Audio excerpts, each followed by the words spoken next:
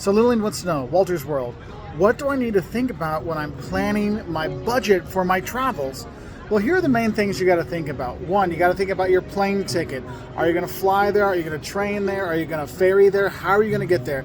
That's going to be probably the biggest one-off cost you have. That's one thing. Next, you have the transportation when you're in the country you're at. I'm here in Spain. I'm taking the trains. So I look online to see how much typical train journeys I want to go on cost. So I have that. Next, I look at accommodation. And here's where you can really blow your budget by staying in places that are way too expensive when you realize you're only using it for a place to sleep.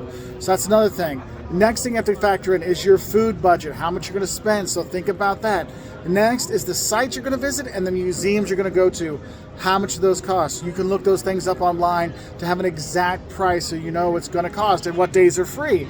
Next, you're going to think about what souvenirs you're going to bring home. Remember, the cheapest thing to do and the best one to do for your friends, get postcards and mail it to them. So you're spending $1.50 and instead of $10 on something they'll throw away. But also think about getting yourself something nice to remember your trip by, okay? So factor that in.